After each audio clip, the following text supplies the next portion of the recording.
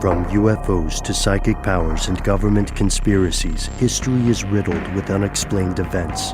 You can turn back now or learn the stuff they don't want you to know. A production of iHeartRadio.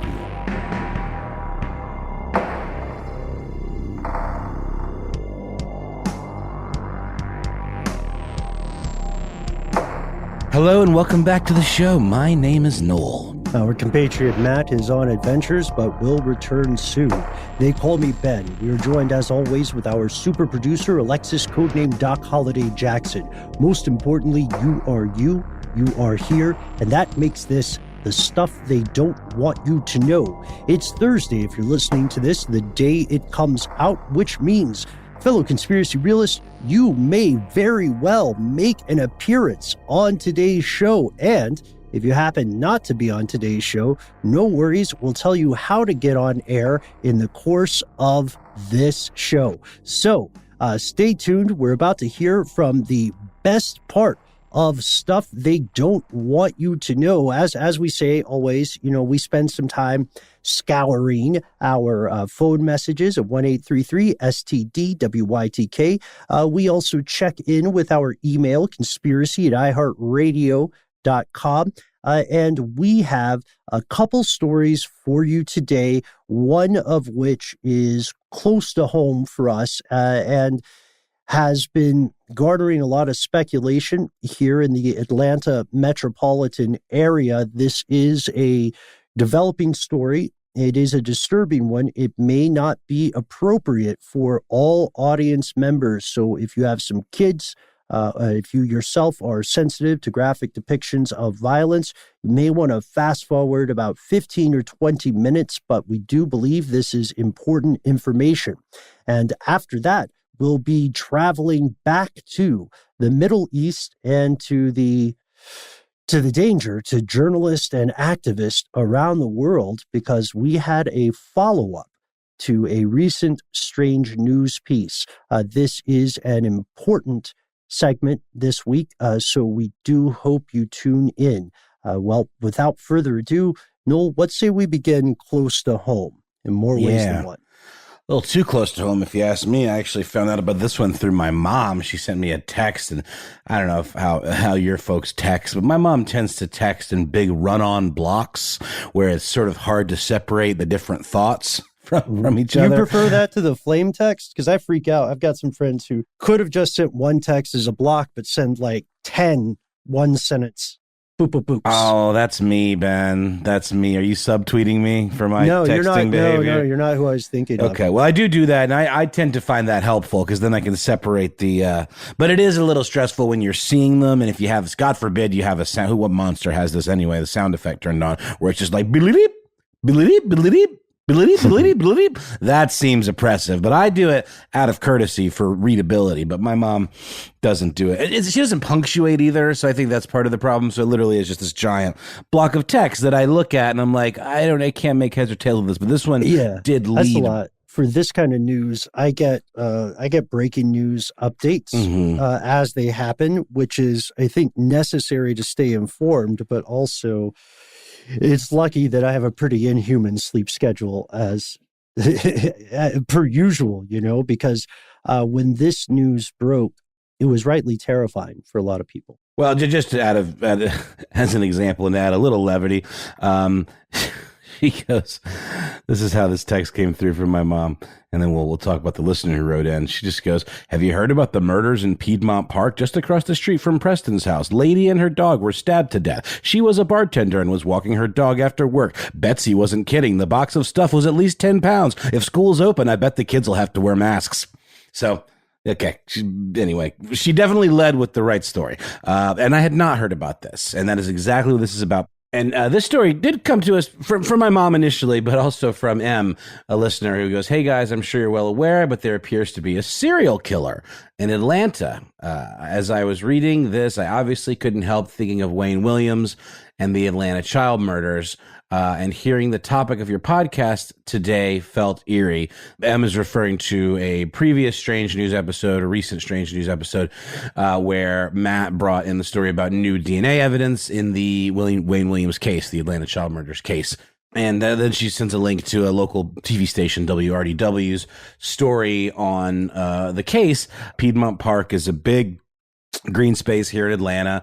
And it's true, a young woman was killed by stabbing when she was out walking her dog. And I don't know, Ben, am I incorrect in thinking that that's kind of considered to be a relatively safe part of town? It goes back and forth with cyclical crime, but in general, Piedmont Park has hours of operation, so you're not really supposed to be there after dark. I, like many people, have taken advantage of the somewhat lackadaisical security to hang out there at night. But there's a reason that these parks have specific hours. You know, depending on where you live, fellow conspiracy realists, your neighborhood parks may have sun up to sundown rules, which are basically, they're not, 9 to 5 hard hours. They're just, if the sun's up, the park's open. If the sun's down, it's closed. This came as a shock to a lot of people, however, because as you said, Noel, Piedmont Park is known as a big central gathering space. It's home to a lot of big concerts. There are a lot of people who celebrate milestone events there. It's the picnic spot for a lot of folks. To inject some levity, though, when you do go to Atlanta, if you're looking to have a picnic without a huge crowd, try the Jimmy Carter Center. They have a hidden garden in the back, and it's free to go. They also have a koi pond. This is the stuff if you're a local. But to your point, not to derail us, to your point, yeah, Piedmont Park is huge. A lot of people use it, and it's generally been considered a safer area. Yeah, and I mean, not to be too inside baseball or regional, but it is just interesting the way information. This story to me is more about information and disinformation spreading, because when the story first came out, there's some details around it that are quite chilling. Again, around 1 a.m., the woman in question, Catherine Janis, who was 40 years old, her body was found slain, multiple stab wounds, along with her dog. Why are you going to kill the dog? That's just cruel. And there is a $10,000 reward, which seems kind of low, that investigators are offering for identifying the suspect. And we said serial, and we're going to get into this, but there was a second one as well. A woman was found shot to death at Yellow River Park in Gwinnett County. And there are some similarities, kind of, but not really. And it was really just I'm not laughing at this is obviously tragic, both of these murders, but the only thing that's leading anybody to say this is a quote unquote serial killer, first of all, if I'm not mistaken, Ben, 2 deaths do not a serial killer make, right? I think it requires at least 3, if not more. You're correct. And the original post purporting or proposing the idea of a serial killer cited a third homicide in Norcross, which is north of the Atlanta area. Law enforcement debunked that third murder. Right. And as far as I can tell, some of the initial, a lot of this stuff was spread through viral, Instagram stories and reposts and things like that.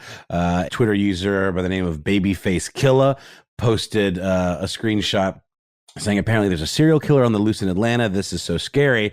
And then an exclamation mark and a triangle, like a warning sign. This is very serious. You've all heard about the Piedmont Park murder, surely, but now FBI is stepping in on the case, pointing to the possibility of a serial being on the loose in ATL and surrounding areas. Crime in ATL is not uncommon, but these are. She was killed when the killer stayed for a while, mutilating the body in very twisted ways. Trigger warning, and this is definitely a trigger warning. And then this post goes on to describe some very specific grisly mutilations that supposedly were done to this corpse, including things like slicing off body parts and eyelids and all of that. And then refers to another body that was found in Stone Mountain, which is a bedroom community of Atlanta. Goes on to say, the only way of identifying the body of the Piedmont were some tattoos is because of the gruesome, sick way she was mutilated. Reports of another female body are coming in this morning from Norcross, and that's the one you talked about. So We know about multiple stab wounds, in the Piedmont Park incidents, but none of the mutilations that are being described have been confirmed by police. Ben, what else have you read, and what, if anything, are connecting these three cases? And is it really just internet hearsay and people trying to spread things? Because then there are some other tweets too that are saying similar things. Mm-hmm. Again, yeah, as I mentioned on this week's Strange News segment, part of the issue goes to very well-intentioned tendencies toward pattern recognition, which after a certain threshold become pattern creation. Obviously, people are frightened. Piedmont Park has had its share of crime over the years, but I believe, according to official sources, this is the first homicide in the park in more than a decade. The story itself grabbed a lot of people's attention because this is a part of the city that is considered walkable. People pay a premium to live there, and walking your dog in a park is something that anybody should be able to do safely. The idea of mutilation, I haven't been able to confirm yet, but the police did describe the scene of the crime as gruesome. They did confirm it was a matter of multiple stab wounds, at least in the case of Catherine Janus. Also, unfortunately, cameras in the area, including cameras at the entrance of Piedmont Park, were apparently not working at the time, which adds, further speculation here. And people are looking for answers. At this point, we have to admit that multiple homicides per year do occur in Atlanta, as well as in many other major metropolitan areas in the United States. The family, the survivors of Janice and Lang, Tory Lang being the person who, as you said, was also murdered in Stone Mountain, they find these rumors disheartening, if well-intentioned. But what we also see here is there's a part of that post that I really appreciate you reading regarding the FBI's involvement. At this point, it looks like local police in Gwinnett County and in Fulton are saying there's no connection between the murders, and it looks like they're also stating that there is no compelling evidence of a serial killer operating at this time. But this gets back into the idea of true crime and how important it is for us to have as many facts at hand as possible before making statements like this, because serial killers are a relatively rare phenomena, despite what Hollywood would have us believe. And whether or not there was a single assailant involved here, the fact of the matter is that these women are dead, and there needs to be a move to bring these folks to justice. So while it may make people more likely to pay attention to a story if they believe there is a serial killer afoot, the hard fact of the matter is that multiple people probably committed murder. They got away, and we don't know when or how they will be apprehended. And there's a good argument to be made, I would say, Noel, that anything that brings more awareness to this is helpful. More people are alert. More people are thinking twice about their personal safety. But also, I don't know, man. I'm concerned about this because I wonder, do you feel like this moves into the realm of exploitation, or is this just simply people reposting news with the best of intentions? Well, whoever's talking about these specific injuries that appear to have been just pulled from the imagination of someone who's maybe watched one too many Saw movies, that to me is exploitative, is a way of getting off by watching people freak out, of rumor mongering and feeling like it's some kind of power move or something, unless there's something that they don't want us to know at the APD. And okay, the FBI is involved, but that can mean a lot of things.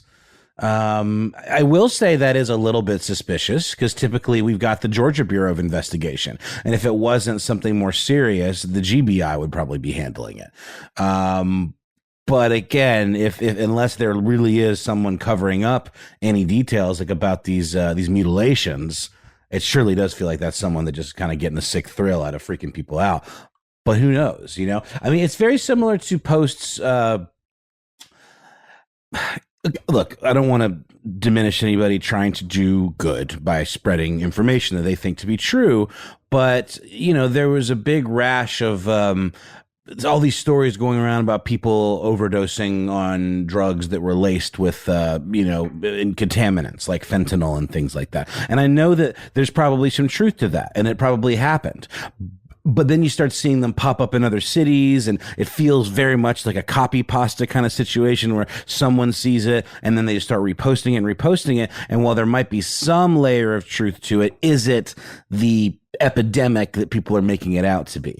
And what's the reasoning behind it? I'm not saying those things are directly connected, but I just think it's an interesting example. When you see something, you want to be the one to share the news. You want to be the one to give people the scoop and help people like look out for themselves or their friends. So you don't really think twice, because if something's grisly enough or scary enough, you're probably going to post it without fact checking it. A lot of the time. I've certainly been guilty of it, and I've had to double back and make sure that I don't do that without, kind of knowing what I'm talking about a little bit more. I don't know, Ben, what do you think? I do have some thoughts here, Nolan. I suggest we pause for a moment for a word from our sponsors and return to dive in just a bit further.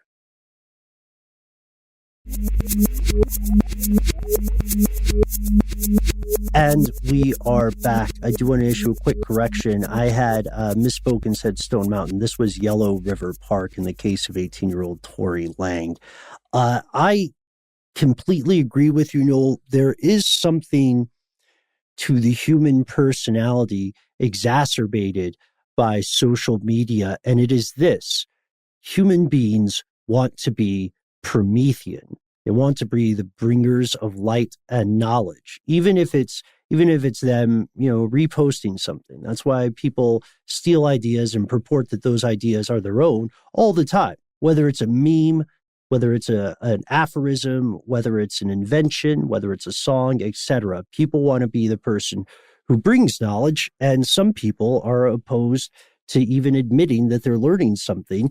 This is an abstract problem with human hardware, but we see it writ large, again, probably with the best of intentions by people on social media. In this case, people are trying to warn their friends. Nobody wants to lose a stranger. Nobody even wants to lose people they dislike to something as horrific as homicide.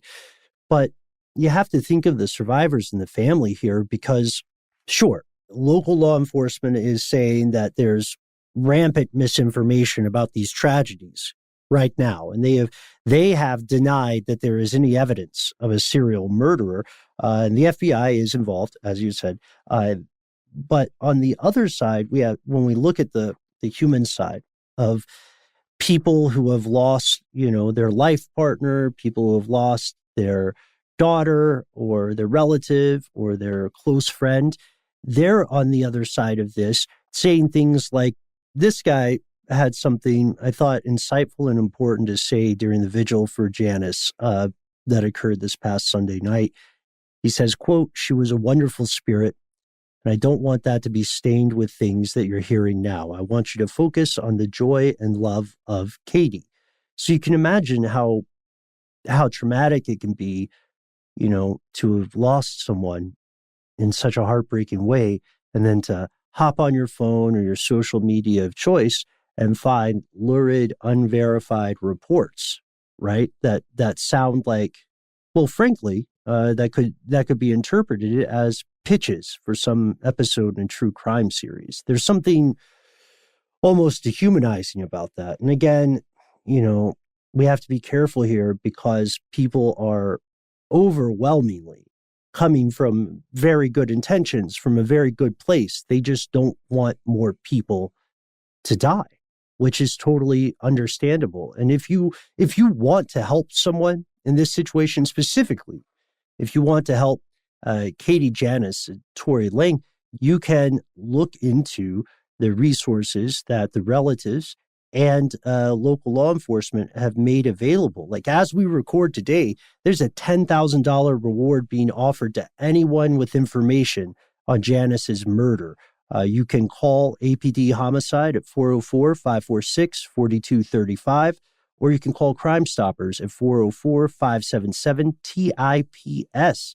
There's also a GoFundMe page. You saw that as well. Yes, I did. Ben, I have one last question from me anyway. Isn't it a little sus that FBI is involved, though, for just a stabbing? I mean, I know stabbing is certainly grisly and creates a lot of outcry, and people's imaginations tend to run wild, especially, with the dog being killed as well. That certainly seems like kind of fetishistic murder, much more so than a crime of opportunity, maybe. But why do you think the FBI is involved for this one case if they're saying there's not a pattern, which it certainly doesn't seem like there is? I mean, the other park was like almost a half an hour away, like at least 20 miles away, and was a shooting, not a stabbing. So I know we were probably just conjecturing at this point, but do you have any thoughts as to why in an isolated case like this, just because it's a stabbing doesn't seem like reason to bring in the FBI unless there's something else going on? Yeah, it's a good question, Noel, and I would be misleading if I said I had anything more than speculation regarding FBI involvement here. But we can confirm, again, the FBI is looking into it. If we can find the internal reasoning, or if any of our fellow conspiracy realists can provide us with that reasoning, then we'll be glad to learn more. But at this point, I'm not specifically able to disclose or conjecture as to why the FBI is specifically involved. Okay, well, I think we'll be keeping an eye on this, certainly, and maybe there will be more information that comes out. But as of now, I think we can say, based on the information that we have, that this is likely not a serial killer, and we have nothing backing up any of these more intensely over-the-top, grisly aspects of the crime. Agreed. And we will update if more information comes to light. Our next piece of correspondence today comes from Nadia Comenensi,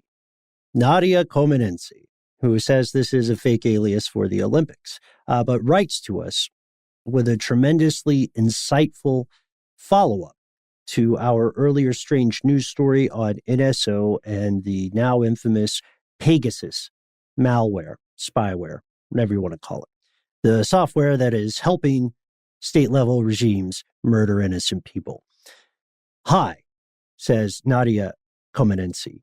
Please do not use my name. I want to explain a little bit more about Pegasus and companies similar to NSO. I'm trying to write this so that it is informative, but everyone is protected. That's what caught my eye here, Nadia and Noel. I do want to note that this is a pretty lengthy letter, so we're going to paraphrase a little, and we're going to use some excerpts, but we're going to make sure you get the soul of what's being said here. They continue saying, there is private technology for hire for whomever can pay the bill. NSO is just one company, and the company with the worst reputation for having no scruples in business. They're private sector companies, but honestly, I find that questionable because they are outrageously capable. They can supply any intel, for example, real-time satellite feeds or the information obtained from real-time satellite feeds. This information can be used to identify when and where illegal fishing or illegal waste dumping is happening, for example. Whenever someone hears a tool is used by law enforcement, they expect the CIA and secret hits and espionage. This is not always the case, and there's a lot of protection of the environment that comes about from the use of companies similar to NSO, but not NSO. The number one piece of evidence in a crime is the data mined from cell phones. All the contacts, any details of meetings, photo evidence of the crime, etc. is on the phone. If all the criminal contacts can be linked to the organization of a crime, then you can take down the entire criminal organization. The phone information is so valuable. My dream is for an agency to bring RICO charges against some of the criminals. It is still up to the investigative agency to prove a crime was committed, so spyware is really just a tool. A federal judge can give permission for wiretaps and access to bank records. These things combined, as well as eyewitness testimony, will make a case watertight. I guess I'm trying to say that there are people doing a lot of good with this same technology. And it is not that easy to get in on someone's phone. So it is not on my phone and your phone and his phone. Yeah, that makes sense. And I think that's a very valid point. This goes on. Nadia Komanensi says, finally, it's important that these surveillance companies have scruples. Ding, ding, ding. We put the ding, ding, ding in there. Say I am a Russian mobster, parentheses, a lot of Russians and ex-Russian mobsters like using and doing this technology, in parentheses, and my employee at my corrupt firm ran off with $500,000 in Bitcoin, and I want to find him. I can hire one of these companies to find him so they can negotiate my money back for a finder's fee.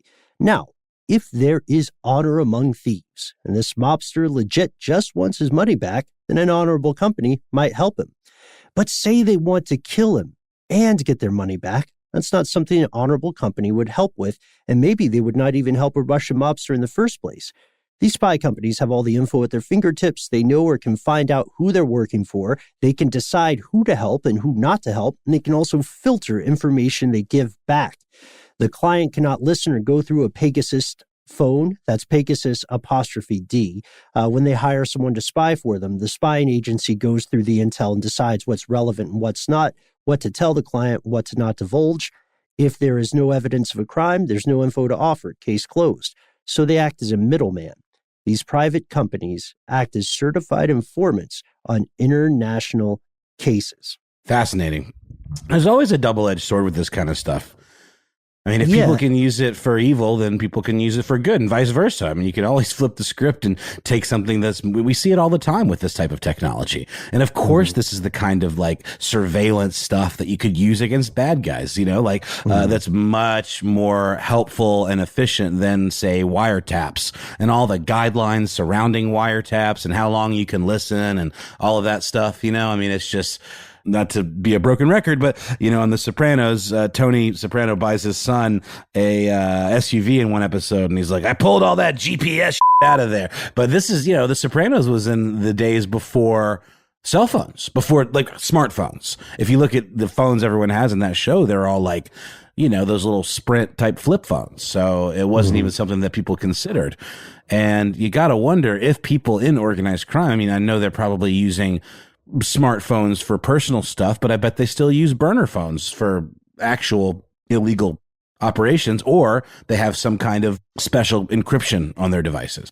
Not to sound too old school, but but there's something to be said for technology that would be considered archaic. It's a little bit easier to make sure that the people you're reaching are the people you want to reach, and that no one's listening on the line. Like, I'm not saying all paper ciphers and dead drops, but don't be surprised that people still use some of those because they work. What I think Nadia is saying here is that we have to be careful not to lump all these private sector intel companies into one bucket. Nadia, I do appreciate that you agreed with us from a position of expertise and credibility that NSO does have one of the worst reputations here. And in return, in reciprocity, I agree that these agencies are not all necessarily doing nefarious things. But NSO clearly, as we said in our previous segment, NSO clearly is claiming that they are not aware / not responsible for the stalking of like Khashoggi's family, for the deaths that have been traced to agencies using Pegasus in Mexico and in other places around the world.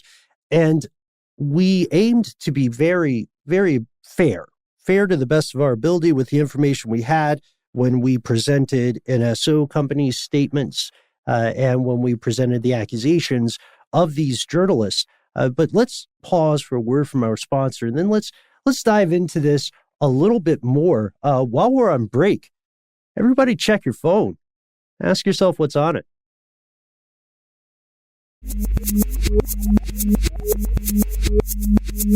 Just Candy Crush. Let's see. Groupon. Got Dr. Mario World. That's a fun one. Some games my kid plays. I got Spotify on here. Waze. Bunch of pictures that I'll probably never look at. I don't know. Hopefully not Pegasus though. But how does it get on there, Ben? I know it has to do with like you can get a FaceTime call that you don't even have to answer, and it can infect you that way. Like there were some really creepy. You think of we've always thought of. Well, first off, we've always thought of Macs as being impervious to viruses. Viruses are only for PCs, we said.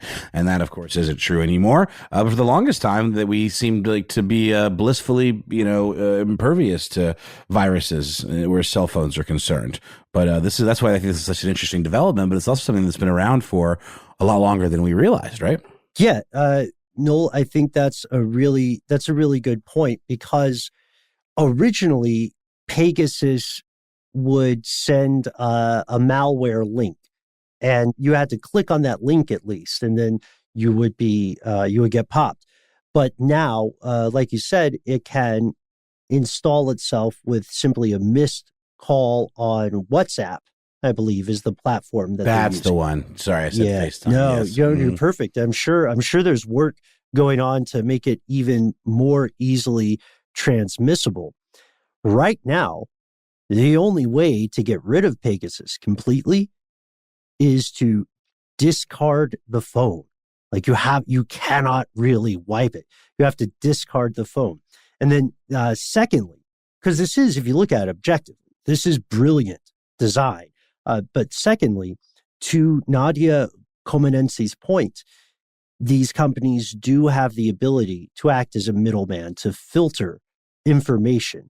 And if they have the ability to filter information, then does that not logically mean they are seeing the information?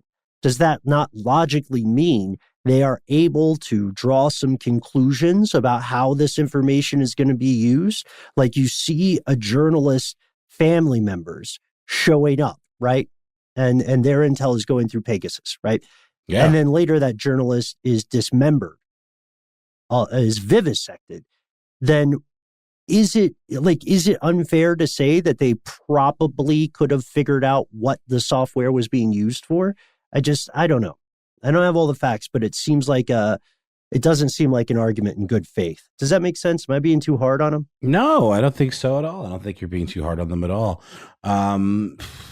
But let's flip back to the positive uses for this. Like, I mean, we know probably largely from fiction and true crime stuff that career criminals, professional criminals are very paranoid about this kind of stuff. And I think that kind of paranoia is starting to filter into just, regular civilians just because of all of the surveillance state type stuff that we're, reading about and seeing firsthand. But do you think it would take more to infect a criminal, someone you were actually trying to surveil, for RICO type cases? Would it take more of a clever backdoor than, say, just like a phishing scam?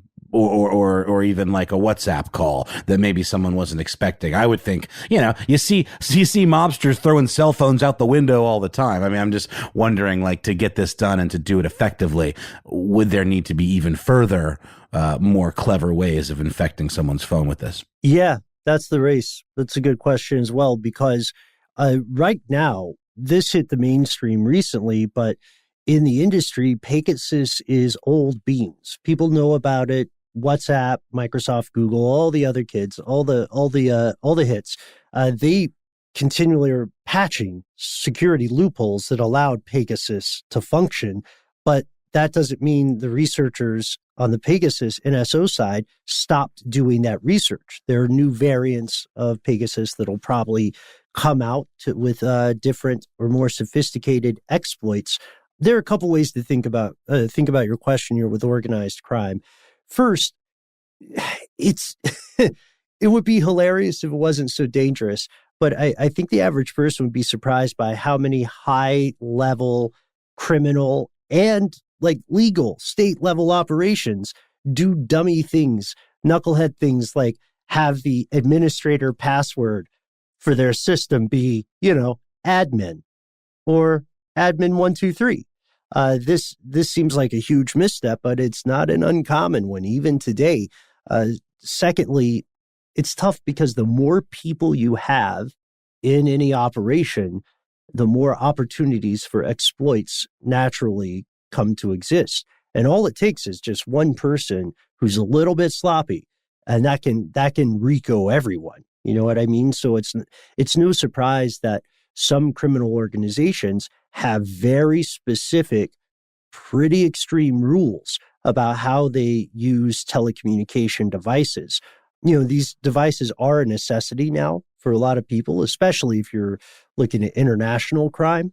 But one of the best things that people have on their side when it comes to something like Pegasus is that Pegasus is not really something the average person could buy, to stalk their ex or something like that. It costs like millions of dollars to use. You have to have some sophisticated handling. This is the opposite of plug and play. It's not like Clearview AI or whatever.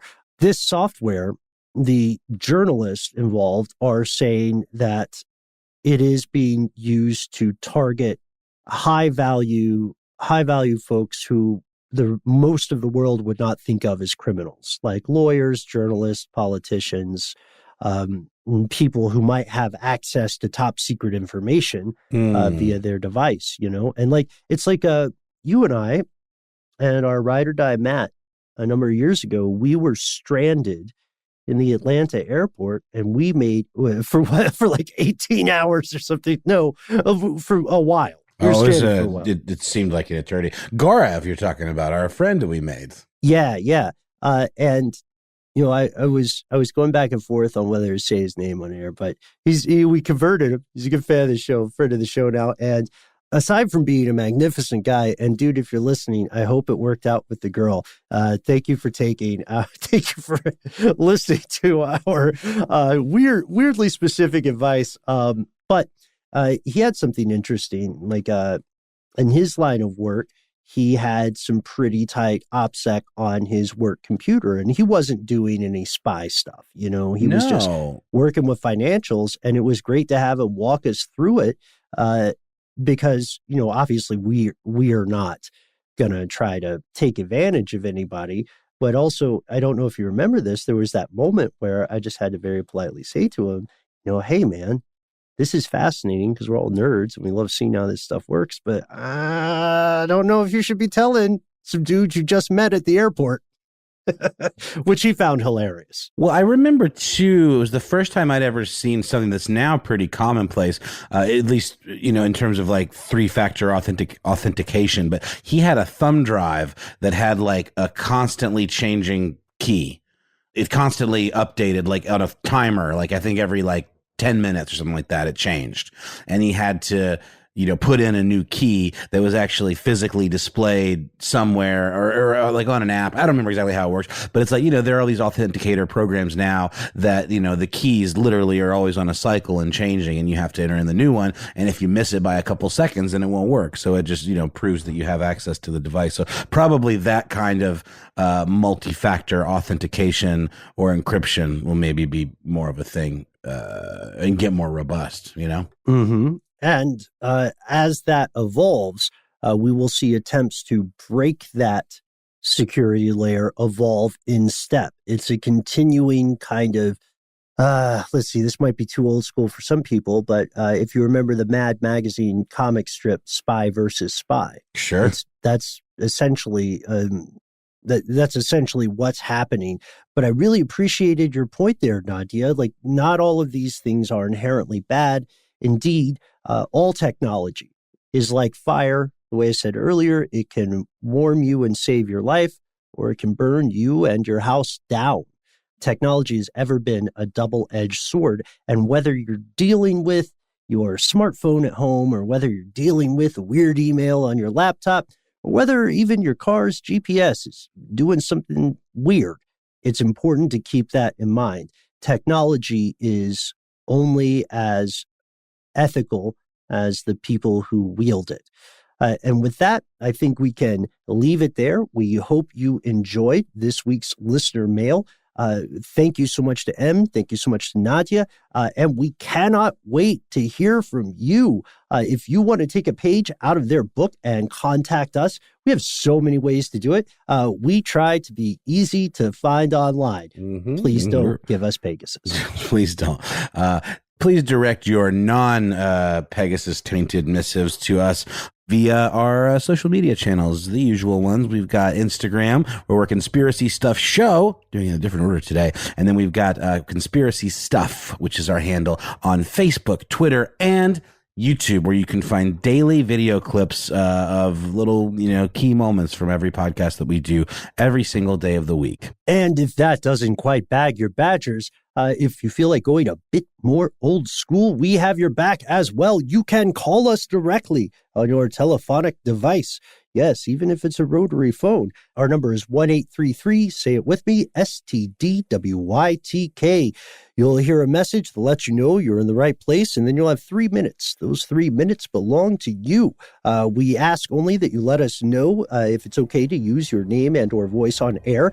Give yourself a sick nickname, a moniker, an AKA. We love that sort of thing. Tell us what's on your mind. Most importantly, if you have something you'd like to tell us that doesn't fit into 3 minutes, please do not censor yourself.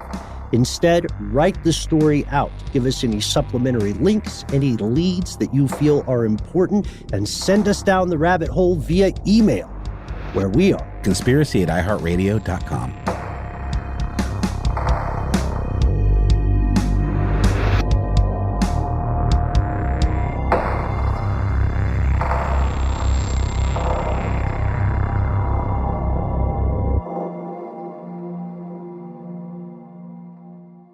Stuff They Don't Want You to Know is a production of iHeartRadio. For more podcasts from iHeartRadio, visit the iHeartRadio app, Apple Podcasts, or wherever you listen to your favorite shows.